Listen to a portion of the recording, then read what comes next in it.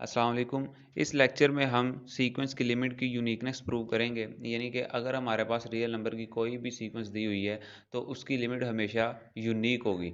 ऐसा नहीं होगा कि उसकी लिमिट 2 हों या 3 हों, बल्कि वो यूनिक होगी। तो इसका प्रूव करते हैं। इसका प्रूव हम जो है वो कंट्राडिक्शन मेथड से करेंगे।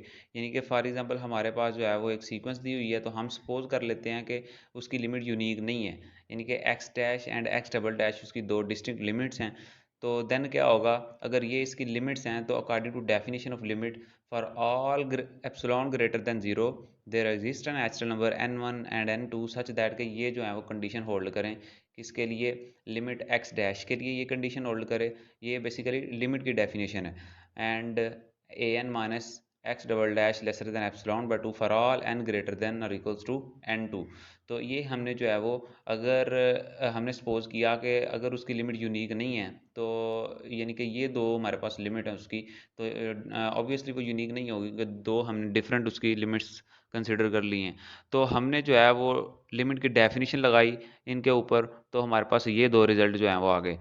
अब अगर हम जो है वो n1 और n2 में से कैपिटल n एक मैक्सिमम दोनों में से जो बड़ा नंबर है वो चूज़ कर लें, तो इसका मतलब है ये दोनों रिजल्ट हैं ये कैपिटल एन के लिए भी ट्रू होंगे। तो जब ये कैपिटल एन के लिए ट्रू होंगे तो हमने जो है ये कंसिडर कर ली दो लिमिट्स के x dash minus x double dash. Basically हमने प्रूव अब ये करना है कि ये हमने दो डिस्टिंक्ट लिमिट्स को कंसिडर किया था, लेकिन हम नीचे ये प्रूव करना चाह रहे हैं कि एक्स डैश जो है वो इक्वल है एक्स डबल डैश के। तो हमने जो है इनको कंसिडर कर लिया, और यहाँ पे जो है A N plus A N हमने माइनस भी कर दिया और ऐड भी कर दिया यहाँ पे। अब हमने जो है वो मॉड की प्रॉपर्टी यूज़ करते हुए दोनों को अलग-अलग कर दिया। इसके बाद चूँकि ऊपर हमने ये अभी पढ़ा है कि A N minus x dash जो है वो लेसर देन एप्सिलॉन बाय 2।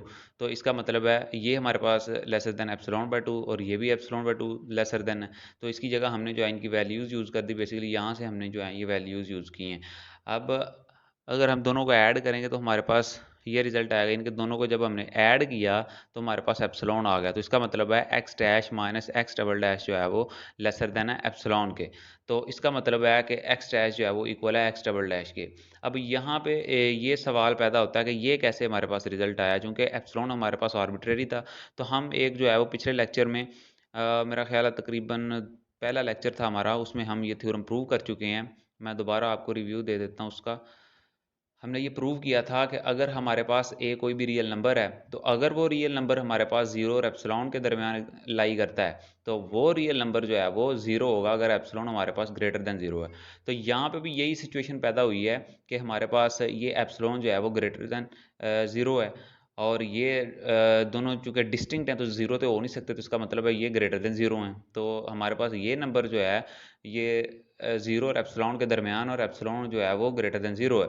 तो इसका मतलब है कि हमारे पास ये नंबर जो है वो ज़ीरो होगा, ज़ीरो की इक्वल होगा। ये ज़ीरो की इक्वल है तो इसका मतलब है एक्स डैश जो है वो इक्वल है एक्स डबल डैश के। तो इसका मतलब है कि सीक्वेंस की जो रियल नंबर की सीक्वेंस है हमारी, उसकी लिमिट जो है वो यूनिक नहीं है, क्योंकि हमने ऊपर जो सपोज किया था, हमने सपोज ये किया था कि ये दो डिफरेंट लिमिट्स हैं।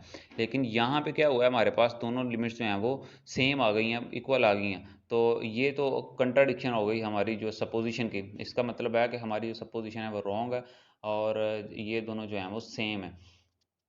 तो इसका मतलब है कि सीक्वेंस की लिमिट जो है हमेशा यूनिक होती है।